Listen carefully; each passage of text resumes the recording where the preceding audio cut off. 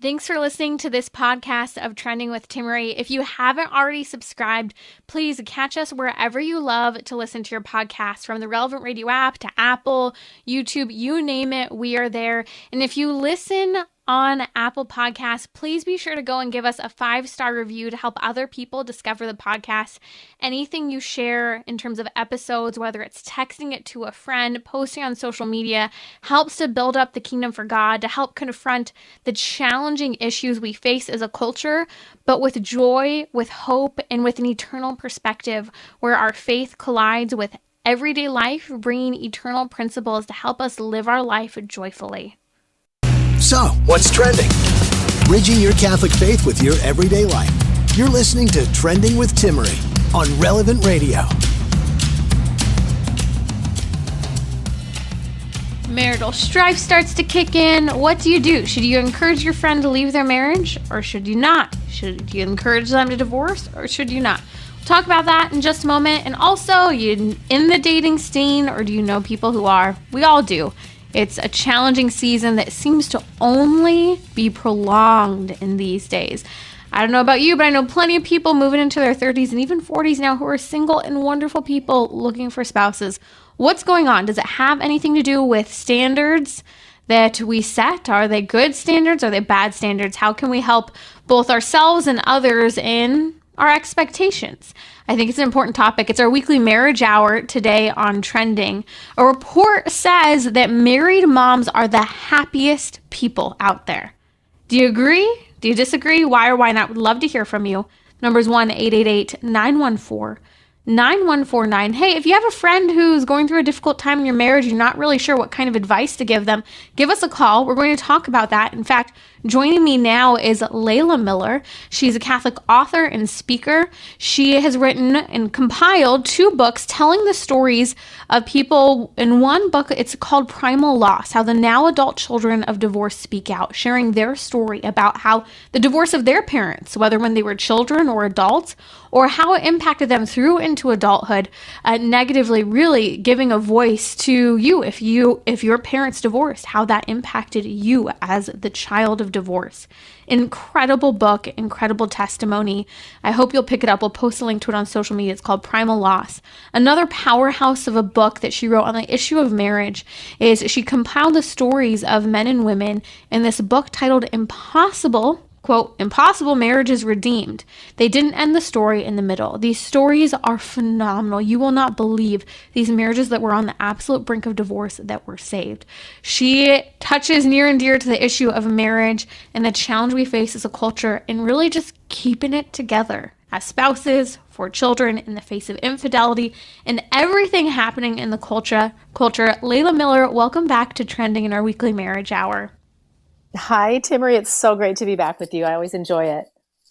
You and I were talking earlier today about a challenge that is really astounding, especially coming from a Catholic perspective. And that is how often when all of us at some point or another have friends or family members where they're going through a difficult time in their marriage. I can actually think of someone rather close to my husband and I who was going through a difficult time in his marriage, and people we really looked up to in the Catholic community, they were actually advising him to leave his spouse, to move forward with a divorce. And I was so shocked because I wasn't really in the place to be involved or have a voice in the situation. My husband was more so. And he was really one of the sole voices encouraging fidelity in marriage and what about the children. And it poses that question, should we or should we not encourage our friends and family to leave their marriages when things get difficult? Right. And this is one of those cases where I like to say we have forgotten who we are. We tend to, when we're in the thick of suffering or seeing our friends suffer, we tend to kind of conform ourselves to the values of the world, which is, well, we need to avoid suffering. We need to make sure everybody's happy. And then we have forgotten who we are, and that the central, icon of our existence as Catholics is the crucifix. The cross isn't something that we just toss aside. So if we are presented with the cross in our marriage, which we know that we will, and we know that our friends will, we have to ask ourselves, when that cross becomes very heavy, what is our obligation to our friends? And I didn't even consciously think of this until the last few years when I've done this work on marriage and divorce. But this is something to think about. When we witness a wedding, when we go to this Catholic church and we witness this couple saying their sacred promises to one another, we're there as the community. That's actually part of the ceremony. I mean, you have to have at least 2 witnesses to a marriage. That is an actual role that we have. We are witnesses to what we have just seen. We agree, we approve, we see it, and we also give our support to what we've just seen, this sacrament that has happened in front of our eyes, so that when further down the line, inevitably, something maybe starts to go wrong, we remember that we were a witness to that marriage. And that's our role even now, is to say, wait a second. I witnessed you. I witnessed you standing at the altar. I witnessed your love. I witnessed this commitment and this sacred promise. And I am going to be here for you to help you through this, because I'm going to stand for that marriage that I witnessed, and I'm going to help you both through it. So I don't know if people understand that before God, we have an obligation as a witness there at these marriages to be there when they start to fall apart as well and support the marriage. It's a really, I think, challenging mindset to enter into. It also appeals to the reason why you should or shouldn't go to a marriage, a wedding, if you do or don't agree with it. And I think that that helps to put that perspective in, because I know there are many marriages where we're called as Catholics not to attend, for example, the marriage of someone who's Catholic but isn't getting married in the church. Or we're also encouraged, if there's something really wrong with this marriage, this is why within, before the vows and everything's official within the context of marriage, there's that opportunity for objection. And you might look at a funny movie where people say, oh, don't offer this opportunity, or make sure so-and-so is quiet or behaves themselves and don't object to the marriage. But actually, as witnesses at a marriage ceremony, you have the opportunity to stand up and say something. And I actually remember, I didn't agree with it at all, but I had friends who got married, oh goodness, probably about 8 or so years ago. And an mutual acquaintance of ours, for some reason, thought it was her business to go in and tell the couple ahead of time, I think you guys are terrible for each other. I don't think you guys should get married. Now, I don't know why she felt inspired to do so. She was not close to the couple at all, knew both of them separately in childhood, and for some reason just kind of threw her opinion in directly to them before marriage. But it was one of those moments where I thought, oh goodness, what if she showed up at the wedding and then stood up and said something? It goes to show why we shouldn't just show up at a wedding without actually believing in it and supporting the couple that's there getting married, and then being willing to stick with that support as their witnesses. Absolutely. So if you're there for the joy of witnessing this wonderful commitment, this before God, and you're there before God as well. So again, I think a lot of times we forget our obligations. And so, yeah, if you have issues where obviously if it's not a valid marriage, do not go. And of course, if it's a marriage that you just, for whatever reason, you do not support it in your conscience, well, just don't go. I mean, even if it's a Catholic wedding, which there's nothing immoral about going to a Catholic wedding, obviously, but if you personally don't feel like this is a couple that you want to support, or there's something, bothering your conscience, then just say that you can't make it that day, because then you're not obligated later before God to really, again, you were one of the witnesses at the wedding. And one thing that we find is that as soon as someone decides they want out, a few years later, you might pick a side. We always tend to pick the person we're closer to. And suddenly we're not standing for the marriage, we're standing for one person versus the spouse, which of course you never want to be dividing spouses. You never want to be in that position. And then it goes further. Some of these witnesses are even becoming witnesses for an annulment. So instead of, it's kind of like, wait a second, you're not supposed to be witness to an annulment. You're supposed to have been witness to the vow and then stand for that marriage. So we've kind of got it all backwards, and we need to go back to the idea that we're standing for the marriage, and the children who have a right, they have a natural right to their intact family. So the minute we decide to help someone leave their spouse, and again, we can talk about abuse if you want, that's a whole topic, but as soon as we're helping someone out of their marriage to move along, to move on, we are actually helping to destroy a child's family. So we need to keep that at the forefront of our mind as well. I'm glad you brought that up, because you talked about how the moment a side is chosen, you're dividing one spouse against the other. But at the heart of it as well is you're dividing the children from their parents and the commitment of their parents. And it's such a vital issue. We live in a culture, and I know you talk about this a lot, where we live in a culture where people say, oh, children are resilient, they'll be fine. Your book, Primal Loss, The Now Adult Children of Divorce Speak, really sheds light on the reality of that situation. I know you've been here on Trending. We'll have to post a link in the podcast episode notes to that conversation we've had, because it's so important, because you have shared that many people wanted to share their testimony privately because they were still, as adults, trying to please their parents and not let them know how significantly that divorce impacted them from childhood into adulthood. Oh, it's fraught with danger. Especially when you're a little child and you are dependent 100%, your life, your food, your shelter, everything, you're dependent on your parents, and they're godlike to you.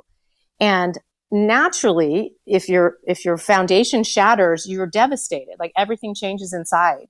And yet you've got the two people, maybe one, maybe not both, because sometimes there's an abandoned spouse, and that's another victim of divorce. But you have the people in your life, the adults that you see as almost godlike, telling you that this is good.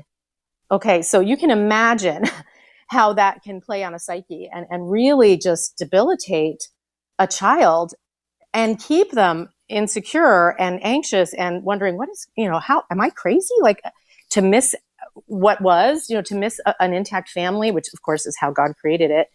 And then they go through life not wanting to lose the love of their parents, because again, they're everything to a child. And then having to navigate two worlds, which the adults couldn't even do, right? Otherwise they'd be together. And then we just kind of blithely go along saying, well, they're fine, they're resilient. Well, I can tell you, when it comes to their own marriages, they really go into it in a different way than people from intact marriages. Even the approach to relationships, everything is different. And we can't see inside, but we can if we ask them to be anonymous, and when I asked them these 8 questions. It was just incredible what came out. It's so painful. And these are adults who look successful to the outside world many times, sometimes not, sometimes they're a mess, but inside there's a lot still going on. And we haven't begun to tap the damage that divorce has done generationally. And just now we've got tens of millions of adult children of divorce out there. And we have not begun to look into the damage that has caused to the fabric of society. And it's been devastating. You're listening to Trending with Timmerie here on Relevant Radio. If you have a question for my guest here during our marriage hour, the number is 1-888-914-9149. And hey, we don't just talk about marriage, we talk about dating too. It's a longer season than ever before, so we're going to be taking questions and discussing that in a moment, especially the reality of standards, good, bad, what's happening with standards today in the dating realm.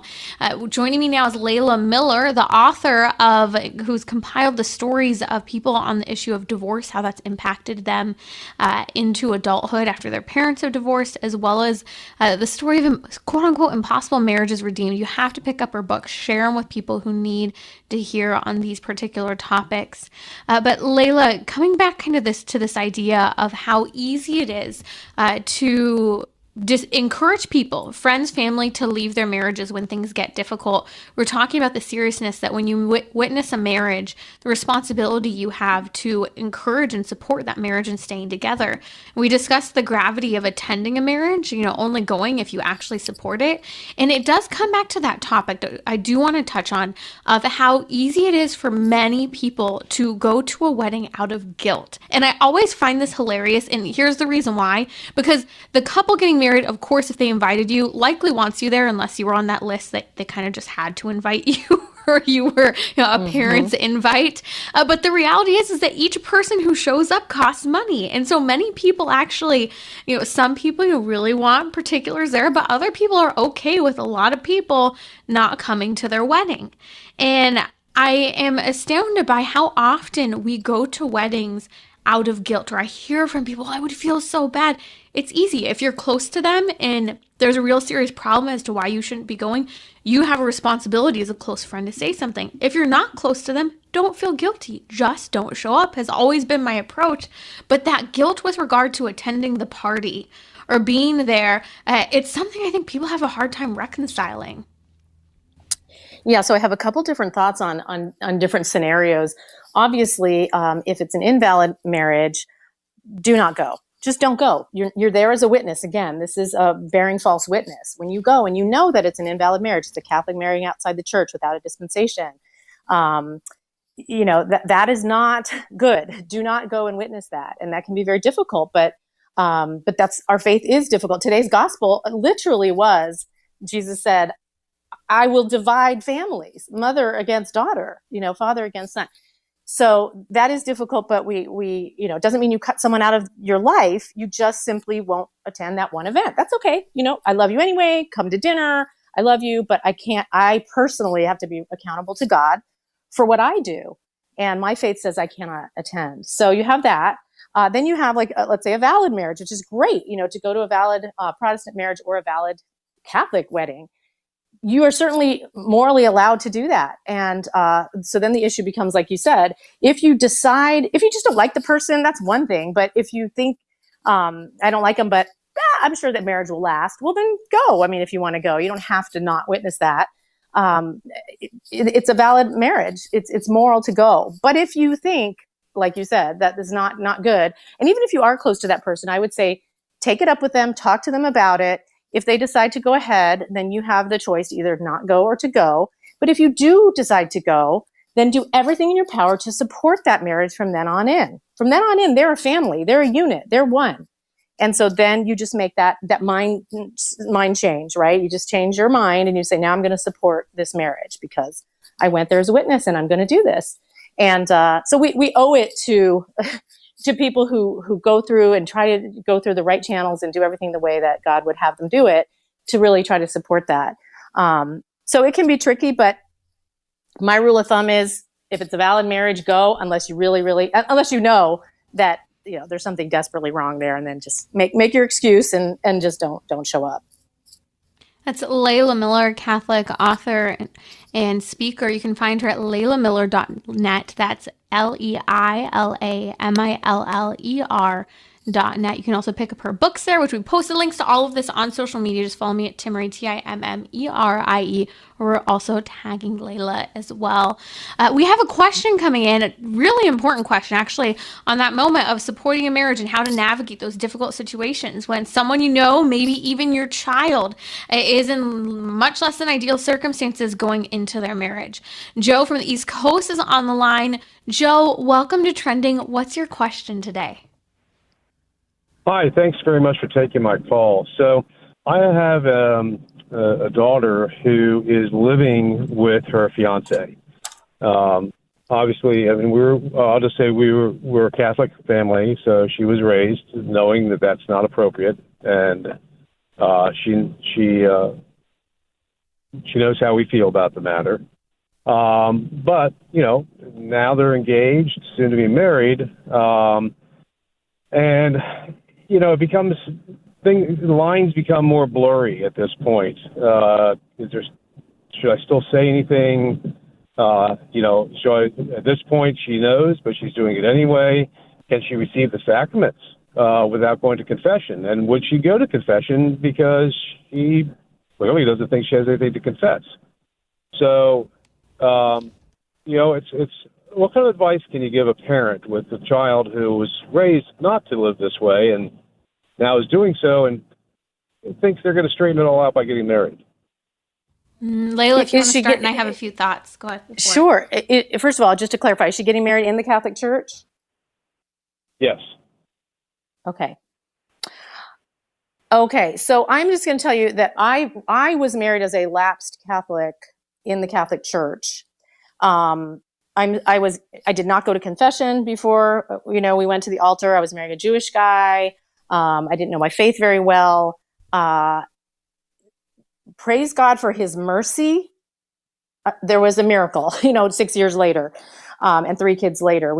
I had a reversion. He had a conversion. If she's marrying in the church, if she weren't, I would say, do not go.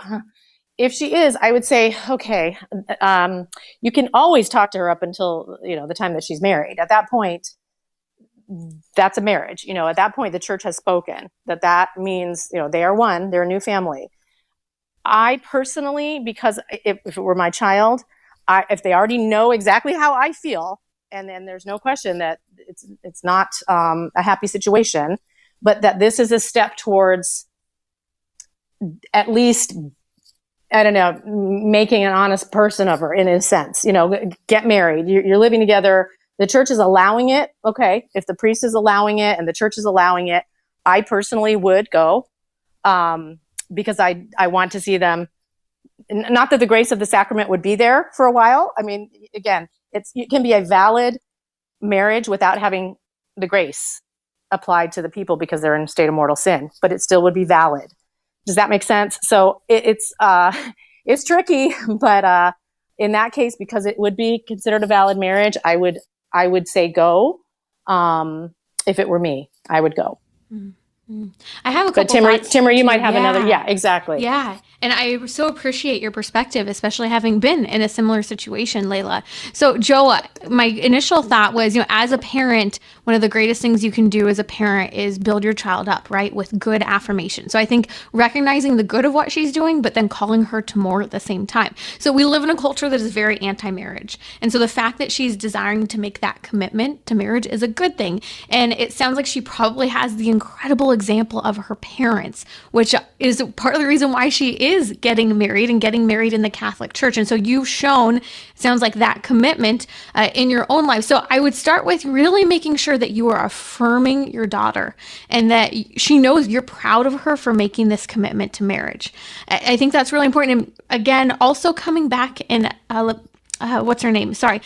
Pam Stenzel, a dear friend of mine, very, very active in the pro-life and chastity movement, has always given this piece of advice that I think is helpful, and it might be a really great opportunity for you and your daughter to have a real serious conversation. She said, when I have something really serious to say to my children and family members, I always start with saying, do you know that I love you?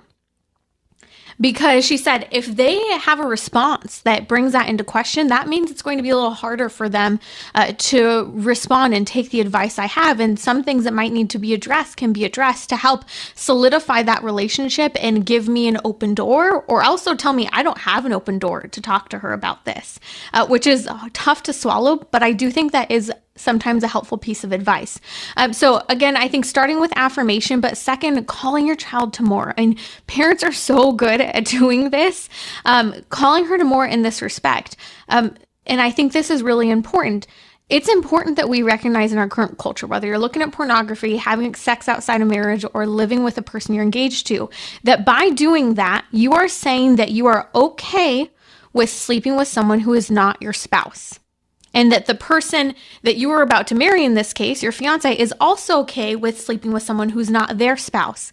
And they are taking that attitude into marriage. In other words, they believe that it's okay to be with someone who's not their spouse. They're okay with not being chaste. So if my attitude is, if you're not practicing chastity outside of marriage, you're probably not fully going to practice it within the context of marriage. And so what she needs to understand is that what she is allowing to go on is giving her no guarantee that there will be fidelity within her marriage, because she is currently telling a lie to the person she's about to marry that she's okay with sleeping with someone who's not her husband. And he's currently telling her a lie about his belief of marital fidelity by saying with his body, with the actions they're engaging in, that he also doesn't believe infidelity necessarily in marriage because he's sleeping with someone who isn't his spouse. And that kind of seems to just smack people in the face for a moment when they realize, I actually do want fidelity in marriage. I want permanence. I want this to last. But the way we're acting right now isn't actually speaking the language that says that. And it's incredible how the expectation of even just a few short months leading up to that marriage can be so incredibly healing. But that expectation and kind of that explanation needs to be placed there on their hearts a little bit. Joe, what are your thoughts? Two of you are fantastic. Thank you.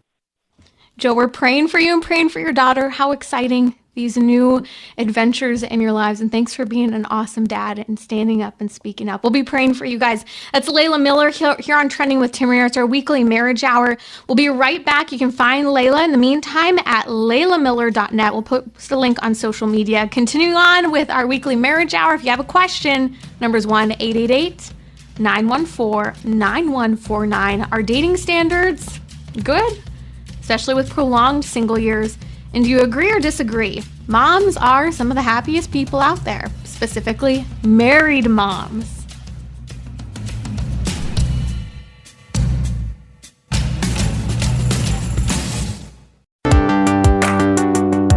You're listening to Trending with Timmerie, where you can discuss what matters most to you. Join the conversation, 888-914-9149. Leila Miller is my guest. She's a Catholic writer and she's a Catholic speaker, especially focusing on the issue of marriage. She's written compiled the stories in two fantastic books that I highly recommend. I'll post links on social media: Primal Loss and Now Adult Children of Divorce Speak, and the book Impossible, quote, Impossible, Marriage is Redeemed. They didn't end the story in the middle. Really speaking to the testament of fidelity and permanence of marriage as we understand as Catholics. If you have a question, the number is 1-888-914-9149. Teresa from Cypress, California is on the line. She has a question today on trending. Teresa, welcome to Trending. What's your question? Hi, thank you. My question is, I just heard you or your guest saying that if you think what does she say? If it's a valid marriage, go ahead and attend it. How could anyone possibly know if it's a valid marriage? I didn't even know that my own wasn't a valid marriage 60 years ago. As I was walking down the aisle, I thought, what am I doing? I am not supposed to be doing this. And I did it anyway. And 2 years later, we were divorced. And I don't know how many years later it was annulled. He got it annulled.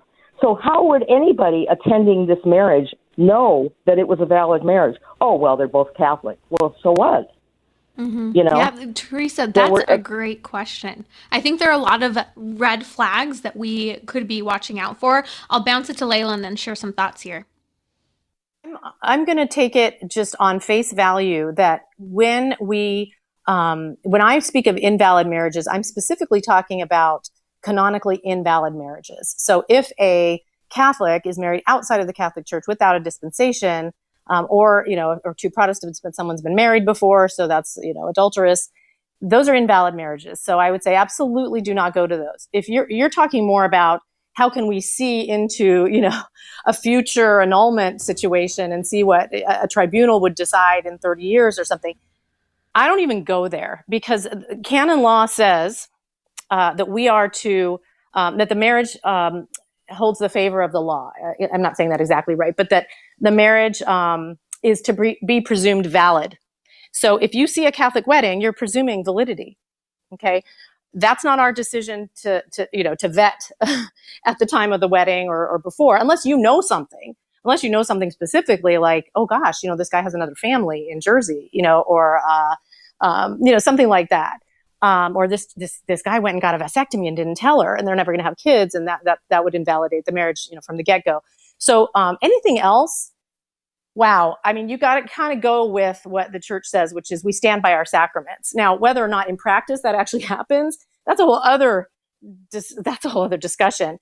But when the church pronounces, this is a man and wife, we, according to canon law, and we presume the validity of that marriage. So you can feel free to go to a marriage that is presumed valid, and that would be something that the church vouches for. And I'll add a couple of thoughts here because it was very, very helpful to see. You mentioned, Leila, sometimes there are things that we know that are, real clear red alert signs, like this person has another family. In other words, like we know that infidelity is occurring going into that marriage. There's a responsibility, one, to tell the person he or she is marrying, right, depending on which side it's on. And also, that would be a cause for not being a valid marriage. Pornography addiction, especially if it's not known. Maybe one person entering into that marriage totally doesn't believe in the vows of marriage, which some of those marital vows have to do with both people entering freely. So, you have to be not forced or coerced. That there's fidelity, the intention of fidelity. If there's not the intention of fidelity, again, that's one of those problems with regard to a valid marriage. If someone enters into a marriage and they don't intend to have children, both permanently or maybe currently practicing contraception or intending to have an abortion if they have a child. Those are all red flags that would call into question the validity of the marriage before it was entered into and at the moment of those vows being entered into. That being said, we live in a culture where a lot of these wounds are being taken into marriages. And we have to also understand that God can heal all things and bring about incredible conversions. And so even though you might enter into a marriage with maybe not intending to be faithful, or maybe with a severe amount of infidelity, that doesn't mean that that can't be a valid marriage through which the grace of God working and the couple working together to be healed by the grace of God, and maybe even using various therapeutic services for healing to make that marriage strengthened into what God is calling it to be. Additional thoughts, Leila? Right. And there's something else that I didn't even know about until I started doing this work. And that is that let's say one person in the marriage does recognize that, oh my gosh, I never told my spouse, at the time of the marriage that I was not intending to ever have children. And then this person, changes their mind, but they don't want to go back and make a big thing out of it. Maybe they have children now. Even unilaterally, they can convalidate. You could go to a priest and just say, I just, can you make sure that we convalidate this? Because, or if both of them do know that they both went in deciding they don't want children, I always say, why divorce and move on, especially with children? If you know that there was something really wrong, a real impediment, an objective impediment, go ahead and fix it. Go ahead and validate that marriage. Get a real marriage there. Get it going. So that's another thing that we never really talk about, but that's absolutely possible. You're listening to Trending with Timmerie here on Relevant Radio. That's Leila Miller. Another interesting call just came in. Blaze from Saddlebrook. Blaze from Saddlebrook, New Jersey. Welcome to Trending. What's your comment or question today? Oh, good evening, Timmerie. I'm so glad to be with you. Well, listening to a lot of this and being married for 15 years and going through ups and downs like most marriages, I once came across a Catholic homilist, who said, if you make love a decision rather than an emotion, because the emotion can be intense, it could be wonderful, it could be terrible, but if you make it a decision, I decide to love you, my spouse, regardless of the emotion I feel in the moment, you just can't go wrong, because you're going to love the spouse, in a way similar to God loving humans, although never as perfect. Anyway, that's my thought.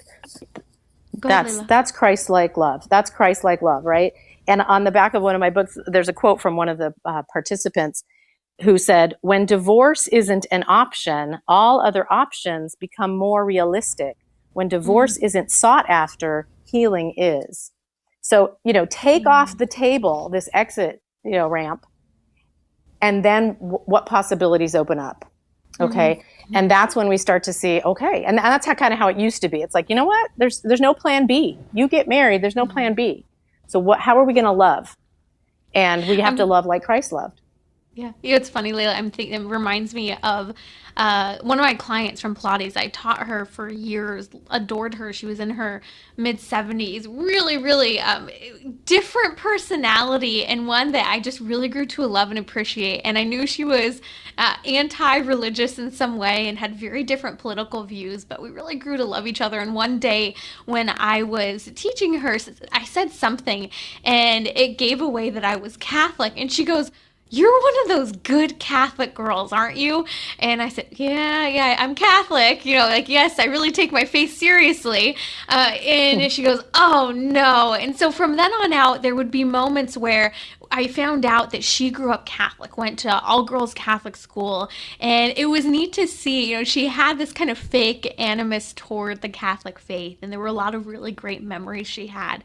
She grew up in a really strong Catholic home, so did her husband, and neither of them were practicing, but it always stood out to me. I would hear these stories about how her and her husband would just absolutely get on each other's nerves, and I would be cracking up hearing these stories about these two people who drove each other crazy, but also clearly adored each other in the thick of it and have stayed faithful in their marriage all of these years. And to kind of hear their ups and downs, it was so astounding to recognize that at the end of the day, And she would say this over and over again: my family does not believe in divorce. We don't do divorce. You stick it out, you stay together.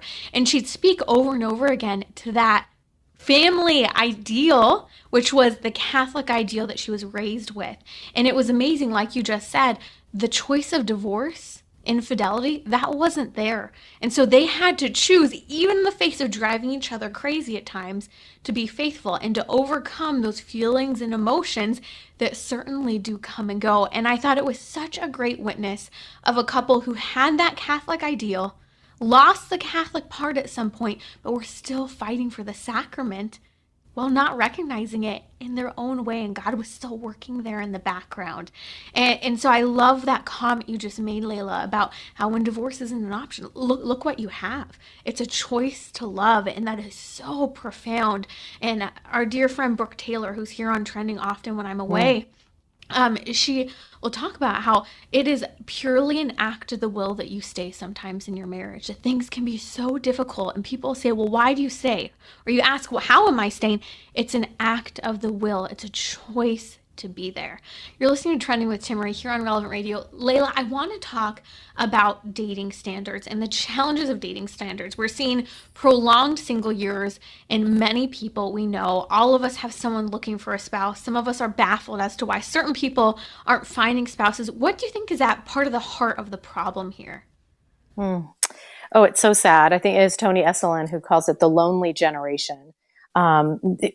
People aren't getting married. I mean, young people, this is very unnatural, right? It's unnatural for young people in a society not to get married. And sadly, we all, probably Catholics, we are seeing that that's happening even among Catholics. And so what is the problem? That's a great question. So many things have been inverted. So many things. The idea that, I can just throw out so many different things. The idea that, number one, education is more important than vocation, and that we teach, even as Catholics, we teach our daughters especially, we're like, you know what, go get your degree and then go get your master's and get your PhD, because, you got to be able to take care of yourself. Okay, well, by the time they're done with all that and then they've accrued all this debt, where are the men? Well, the men are back. The good chaste men are marrying the young, 21-year-old who, isn't accruing this debt and didn't go in 6 or 8 years of education. And I'm not saying there's anything wrong with education. I have education. My daughters have education. My sons have education. But are we listening to the culture? Or are we listening to Christ? What's our values here? Is it education or is it vocation? So are we raising up our own children to think about vocation first and foremost as the way to heaven, as our state in life, right? And then we have, right now I'm kind of picking on the female side of it. I'm a female. But, I know plenty of lovely, lovely Catholic girls who, young women who are extremely picky, but not about the right things. We want to be picky about virtue and picky about, someone being a good Catholic who wants to strive to be holy and a good husband, a protector, and a provider. But I didn't know this was a thing until recently, that many young women now will not look at a man if he is not 6 feet tall. And I'm not just making that up, and that's not an arbitrary, it's not an arbitrary height. They actually believe that unless the guy is 6 feet tall, they will not date him. And I was floored when I understood this. My husband's not 6 foot tall, and we have a wonderful marriage of 32 years. So, and then I just read about it, and there was a Crisis Magazine article that said the exact same thing. And I'm like, well, then I'm not just the only one. She literally mentioned the 6 foot thing, the requirement. I'm like, okay, I think it's no wonder you ladies. I was blown away. It's a thing. Well, and Leila, I'm not going to say I'm guilty of this, because it's not that I ever refuse to date someone based on their height, I don't think. But yeah, that ideal of someone who's 6 feet tall, a lot of people want their kids to be tall. I'm short. I'm barely 5'2".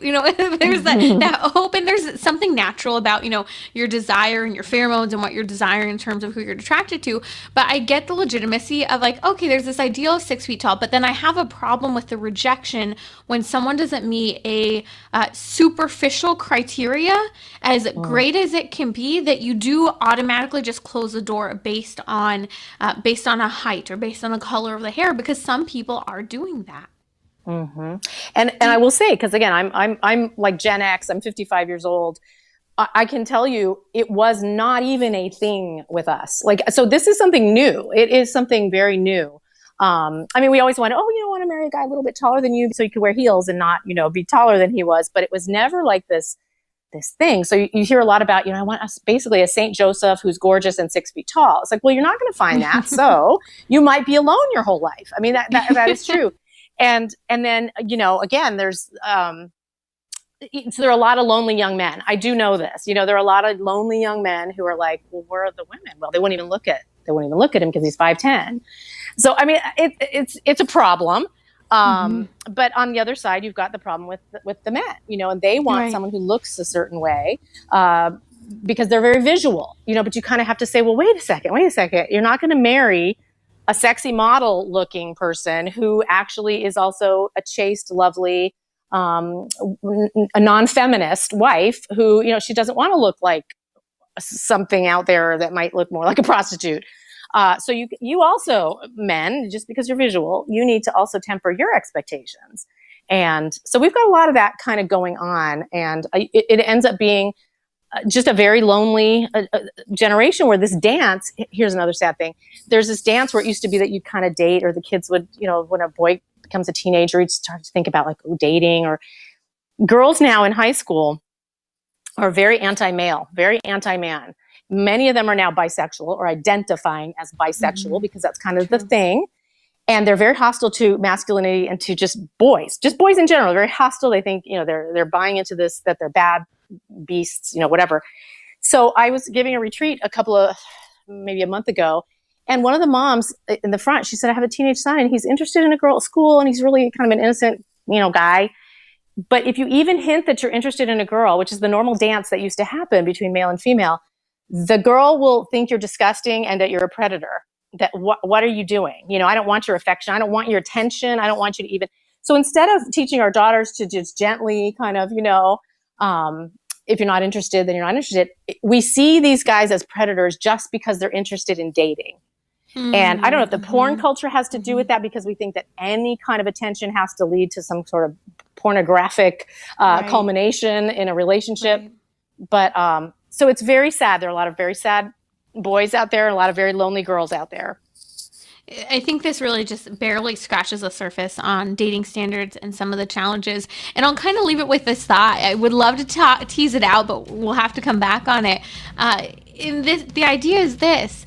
Do you think that this whole 6 foot tall standard that girls have for men today has to do with their desire to have a protector in the culture? And so they're confusing height with the ability to be protected and what that protection means to them. We'll be right back here on Trending with Timmerie. Leila Miller is my guest today. Thanks for joining me. We'll be right back.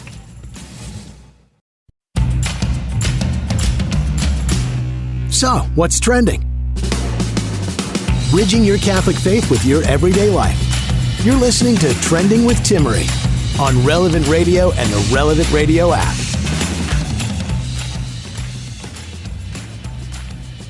Welcome back to our weekly marriage hour today on Trending. We're talking about this really important topic of dating standards, good or bad. There's a standard that seems to be very prevalent, millennials on town, that we want the guy, for women, that we want the guy who's 6 feet tall at least. And I was really fascinated by this. I know my guest, Leila Miller, joining me now. She's a Catholic author and speaker, written incredible books on the topic of marriage. We posted links on social media. You can find her at leilamiller.net. That's leilamiller.net. Again, links are on social media in the episode notes. But I know you saw the article in Crisis about women wanting 6 feet tall men. I do see this as true. And part of me wonders, I'd like to get your thoughts on this. Do you think this desire in our feminist culture, where we've seen the emasculation of men, Leila, do you think part of the reason why women are looking for this sudden standard of 6 feet tall, at least, and holding to it, is because we have it ingrained in us as women to have men protect us? And the reality is that the physical strength of men has decreased, as well as the spiritual protection coming from men has decreased. And so it's almost as if we're using height as kind of that thing that is maybe just a little bit of an indication that this person is larger and perhaps could protect me. That's very interesting, because it is kind of, unless we deny the differences between male and female, which everybody wants to do, we want to have this androgenized world, right? A genderless world. And yet innately within us, women are feminine, and femininity is a perfection, and men are masculine, and that's a perfection, and that's a good. So when we, I guess, are supposed to be as strong as they are and earn as much money as they do and be as, aggressive as men are and all that, then maybe the only thing that we, I guess, and I'm not speaking we, but these younger women that they see in society is, well, the one thing I don't want to be is like super tall. Like I still want a guy who has the height. And you might be right that is the only thing that legitimately can still be okay to want, I guess, in a man, to kind of feed that innate need to have security. Because that's the other thing. There's nothing wrong with a woman who is softer, smaller, weaker, gentler, right? All those things, more imminent, more interior, all that, more receptive. We do need protection. That's why God made men with muscles, and they build, and they use the things of the earth to build cities and to build roads and to, hunt big game. And that could very well be where we're just projecting that out there and going, well, that's the one thing that I guess I'll leave as my standard for kind of filling the hole of that man being big, strong protector and being able to kind of keep me safe. It could be. Yeah, I think it's something kind of in this culture to maybe consider where we're replacing one thing for another, and we do. The reality is, at the end of the day, as a culture today, we really tend to, when we decrease, whether it be our capacity to have children, we avoid having children, we start turning dogs into our children, right? When we stop marrying, we start having roommates, whether men or women, that we start treating and depending on as if they were our spouse.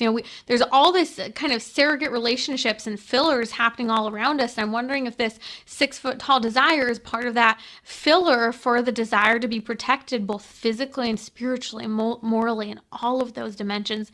Leila, thank you so much for joining us today. Your books are incredible. LeilaMiller.net. We'll post a link on social media. That's LeilaMiller.net. Check out her books, especially if you know someone going through a difficult time in their marriage in particular. This is a great book, Impossible Marriages, quote unquote, Impossible Marriages Redeemed. They didn't end the story in the middle. Thanks for being with us, Leila. I want to just take a couple minutes in these last few moments. A fascinating study, and we're going to have to talk about it more during our weekly happy hour next week, because I think it's so important to see who are some of the happiest people out there. Report has come out. It's an annual American Family Survey that's done every year. Combined, it's done by Brigham Young University with Deseret News. And every year they do this, and the same results come out every single year with one particular demographic. And let me tell you, the feminists absolutely hate this study, and they get very defensive in the media if they cover it, or they try to ignore it. It's really fascinating as they try to kind of explain away in their own words. And this is what's fascinating. The claim is, over and over again, is that married moms are the happiest people. Done. Married moms are the happiest people. And we know, so from this, they're saying that they are the most satisfied people out there. Here's a fact. Conservative women statistically are more likely to marry, because non-conservative women, more quote-unquote progressive, whatever you want to call them, women, don't have the same views having to do with fidelity in marriage, getting married at all, having children, contraception and abortion are a part of that standard for them. So it's really fascinating to think about this, because what we see is the study essentially shows that faith-filled conservative women with traditional views about marriage who are getting married and having children report being the most satisfied people out there today. They have double the rate of satisfaction than other women and people in general. Why? They're not just committing to marriage, a lifelong relationship that takes work, as we've been talking about all hour. It requires sacrifice. But they're also choosing to have children and stay with the father of their children. We're going to talk more about this because it really debunks the feminist lie, the myth that a life without kids is the best. It's not true. And whether you are a woman in your 50s, 40s, late 30s, suddenly discovering this and trying to do everything you can to have a child, or again, against church teaching, have your eggs frozen to prepare for maybe having a child via surrogate or IVF one day, we see women are saying over and over again, I wish I had children. I wish I had more children. This is a topic that is near and dear to the reality, having to do with not just the moment-to-moment emotional happiness, but what I would argue is a paradox of joy that for some reason feminism today is absolutely rejecting. Hey, coming up state to state, we have votes happening in the weeks and days ahead. Votes in California in particular, Michigan and Vermont, that will determine whether there's unfettered access or not and absolute free abortion essentially in those states. Proposition 1 in California needs a no vote to stop this radical expansion of abortion. Proposition 3 in the state of Michigan needs a no vote, as well as Proposition 5 in Vermont needs a no vote. These are outrageous bills. We'll post a link on social media as well as the episode notes for details you need to know. But gentlemen, there are lots of rallies going on, but there's specifically a rally for men at the Men's March to Save the Unborn, October 22nd, this Saturday at 1 p.m. at the state capitol. We'll post a link on social media to a little more details. But let's get out there, gentlemen, support and have your voices heard, supporting the pro-life reality that we need in our culture, protecting women and protecting babies.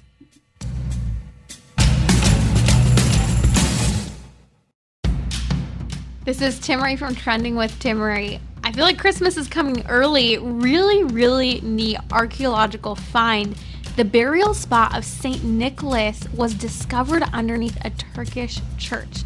Join me on Friday at 6 p.m. Central on Relevant Radio or the Relevant Radio app as we talk about St. Nicholas burial spot being discovered and what we really think about the Eucharist.